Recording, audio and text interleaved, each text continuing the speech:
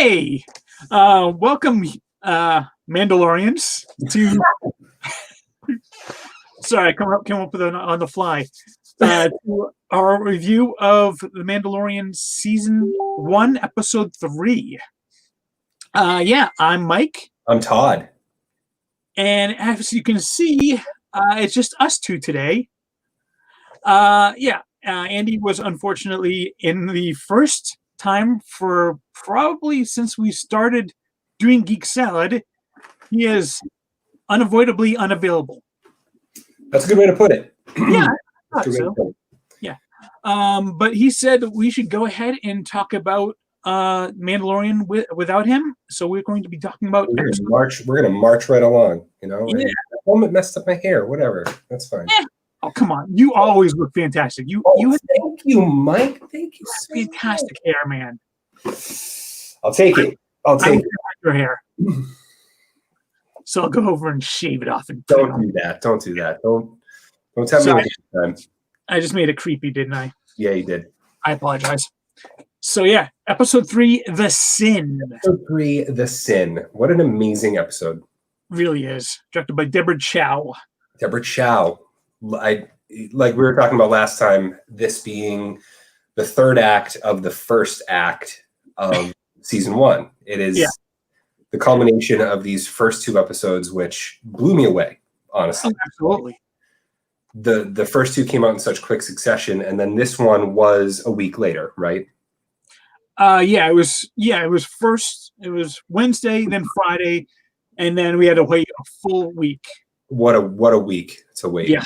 Like, man, this episode blew me away because it just completed that story that they started in those first 2 episodes, but still set it up for an amazing adventure going forward. Exactly. It kind of kicked off the season 2 that we were about to, watch. It's so many awesome things in this one. Obviously we've got, the Mando bring the child over to the client. Mm-hmm. The Mando, the child, the client. The Mando, the child, the client. The armorer. Don't forget about the armorer. Oh, yes. The Apollo Creed. He's in this one as well. I liked him a lot more in this episode than the first episode. I agree. Yeah, he got to show his personality. Yeah. So let's talk about Carl Weathers for a minute. All right, we talked a little bit about him in the first episode. I know him as Apollo Creed. I have seen Predator, and I know him primarily in my adult life as Carl Weathers on Arrested Development. A parody of himself, right? So every time I see Carl Weathers now, I think, oh, baby, you got a stew going. And the frugal, the Carl Weathers character. So to see him do something like this, I was very surprised with this casting. There's still meat on that bone. What's that? There's still meat on that bone. Meat on that bone, baby. You got a stew going. I was really surprised to see him cast. And then, like we talked about, he's in that first episode, he's just chewing the scenery. Yeah. A little too much for my taste.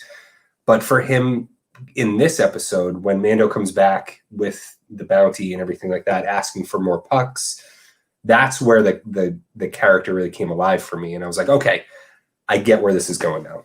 As opposed to just, we got Carl Weathers because, I don't know, no one else was available. Like, that's really what I thought initially. I was like, yeah, in the first episode, it was like, he seemed like very generic. He was Carl Weathers, larger than life, but he didn't really have, he was just the guild leader.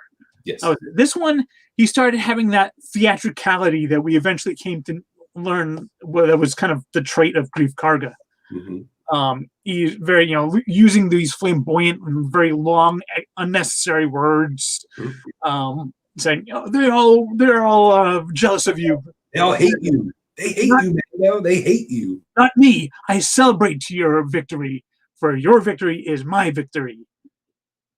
And Todd just froze up on me, which means now I'm just talking I'm by myself, which doesn't make it for good YouTube because I'm not that great.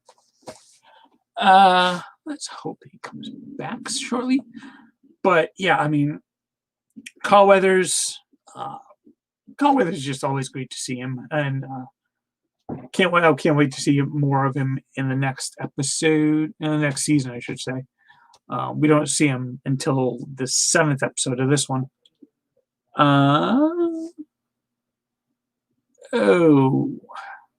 Yeah, this is just joyous YouTube. I apologize for all this. Oh,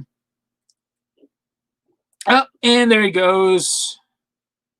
And 3, 2, 1.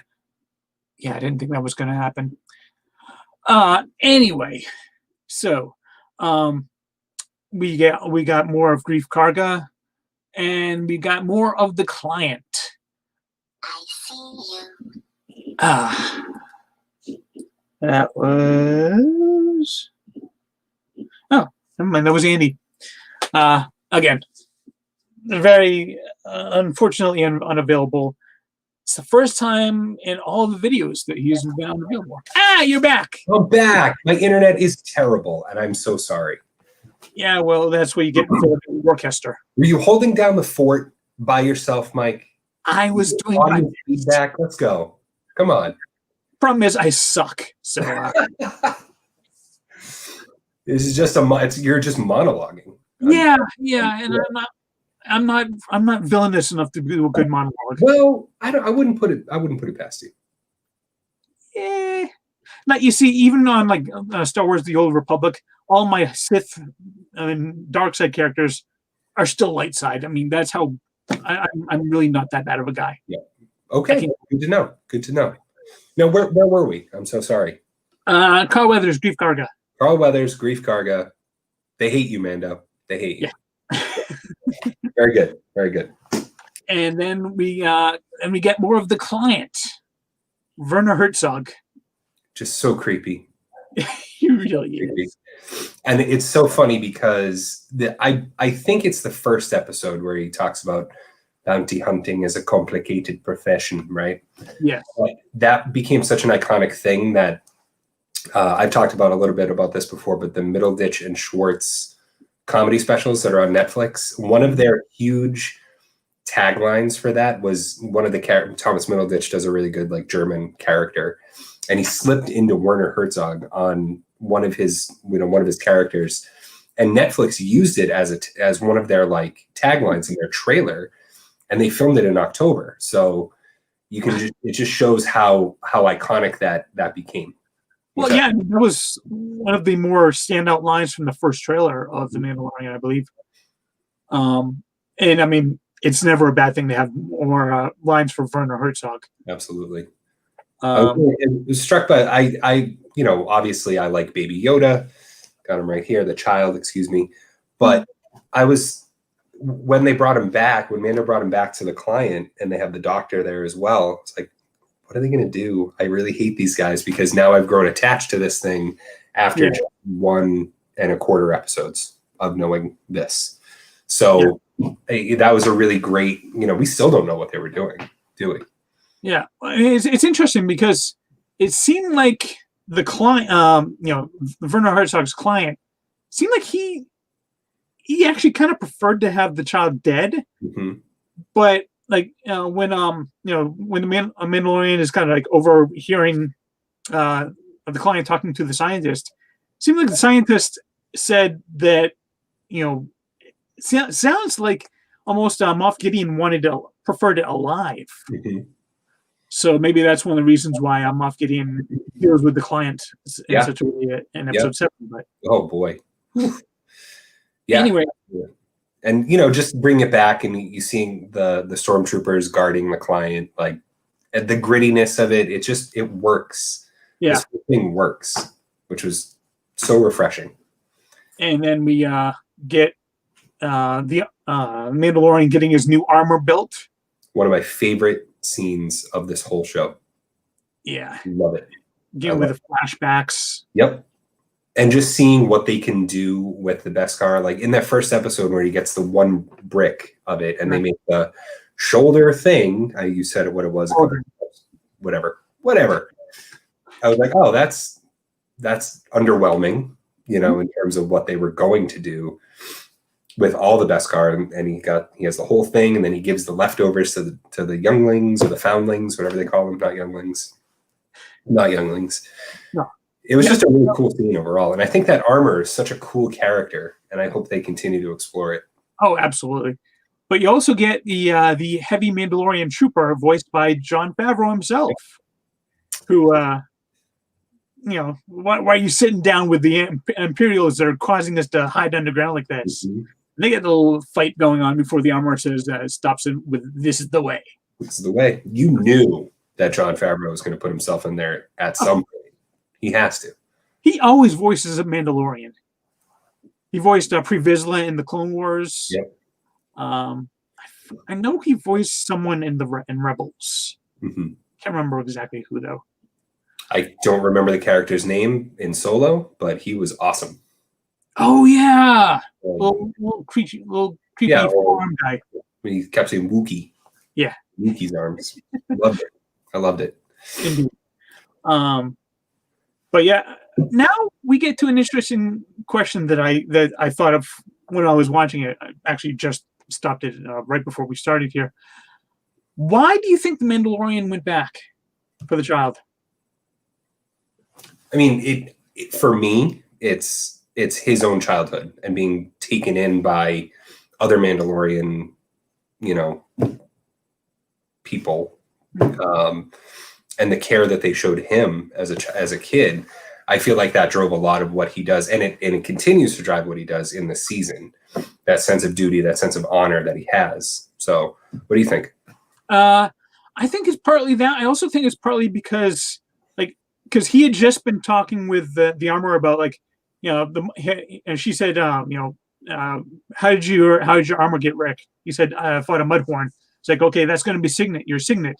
And he was like, I can't take that because I didn't win it honorably. I had help from my enemy.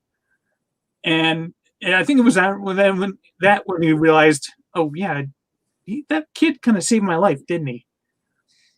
And I think it's like, I don't think it would have sit right with him to let someone that saved your life knowingly go to his death. Yeah, absolutely. Partly about being a foundling, having discovering this child without any care, but also sense of he owed him. Yeah, like a life debt. Yeah. Maybe even Gungan. Before that mask comes off, you don't know what's under there. That could have been Jar Jar. You don't know. I think that's the point, and it shows a lot of Mando's character. He's a very honorable character for a bounty hunter, especially. Yeah. So, I think he has layers to him, and we talked about the amount of emotion that they can show in this character, keeping him fully masked at all times and in the armor and very stoic, but he projects a lot of vulnerability and honor, and I don't know how they do it, honestly. It's pretty amazing to me. Amazing writing, amazing acting, all of the above. Like how do they do that? I don't know. If we knew that, we'd probably be making a whole lot more money than we are right now. That's so true. That's so true. But when you think about like a dude in a suit with a mask and a Yoda puppet, maybe you care. It's like Toy Story. Like, just how can you make me care so much about toys or like just something that's so ridiculous? But they do it, and they pull it off with such ease. Yeah. You know what I mean? And this could have gone completely the other way too. So, I think for your next play, you should do it in a mask, a full helmet. I would love to. I would love to see how well you can emote. Yes, and actually, part of my theater training was mask work and trying to, convey to the audience something other than I have a very expressive face, as we've seen on this, but to try to leave everything alone here and just portray it through the body and have the audience do something, feel something based on not this. Is a pretty powerful thing, especially in theater. So I applaud them for everything that they were able to do with this. Absolutely.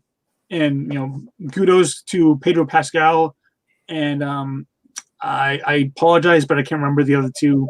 Well, one of them is Brendan Wayne, Okay, Brandon Wayne. Wayne kid, and then someone else. We should figure that out and maybe give them a shout out. But anyway, then we get to the rescue and the fallout from that. Man. Yeah. So good. It's so good. As soon as he got those whistling birds, I'm like, oh, that's gonna be fun. Oh, yeah. He's gonna use those right away. Those whistling birds did remind me of like an Iron Man style. Oh yeah. You know, Yeah. just it's pretty wild. Yeah. I was just thinking too bad he had to use them on the stormtroopers, because he could have really used them against all of those bounty hunters. Yes. Yeah, for sure. Yeah, it was a perfect culmination to this whole story in this first act of the season, where you have the setup and you have Mando and his mission, and then you have him breaking from that, but just still trying to get his bounty back to the client and get paid. Gets paid, and then it's interesting to think about his honor with the child versus his honor with the bounty itself.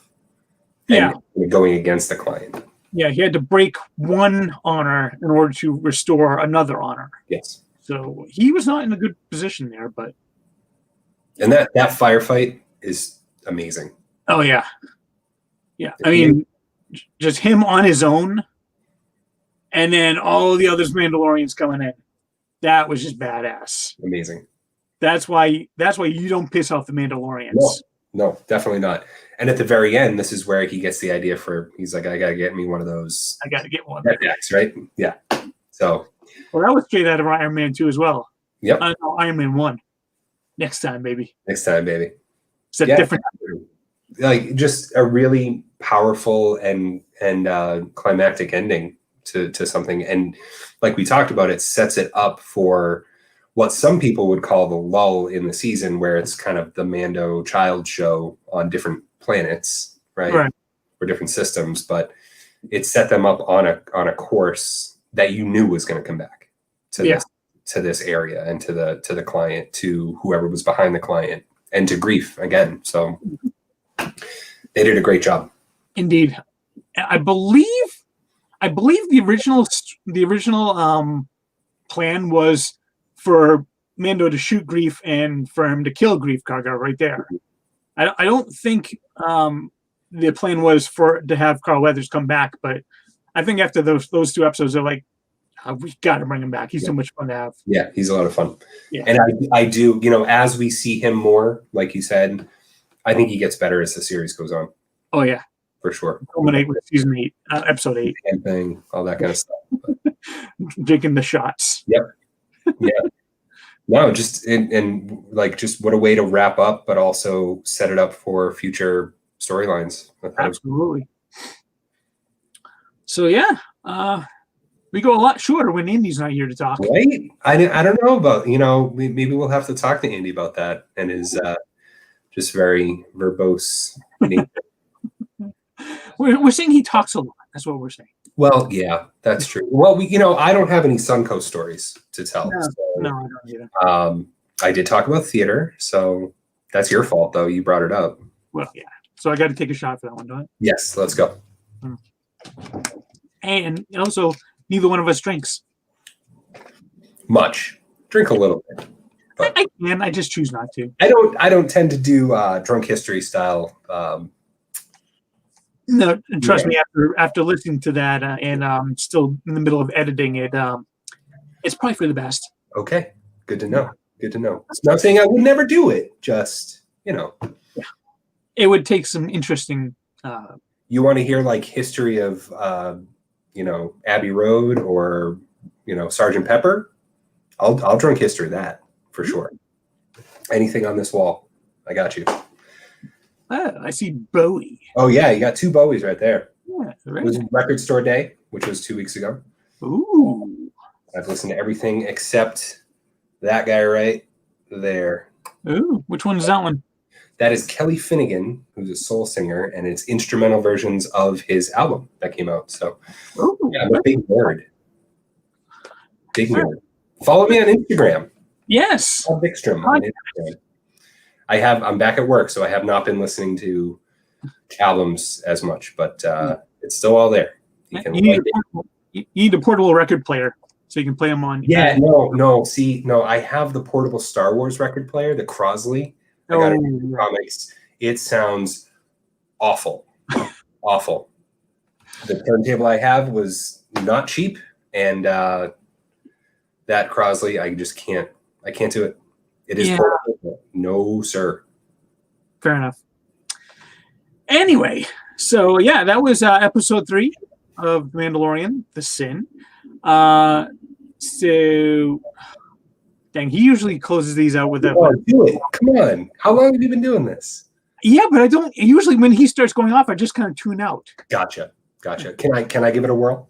Go ahead. Mike and I host a little podcast called Geek Salad with Andy and everybody else, which is a lot of fun. You can find that wherever you get your podcasts on Google Play. No, not Google Play anymore. Not anymore. Apple Podcasts, Spotify, Stitcher, YouTube, where you found this. What did you think about episode 3, The Sin? Leave a civil comment below. Give it a thumbs up.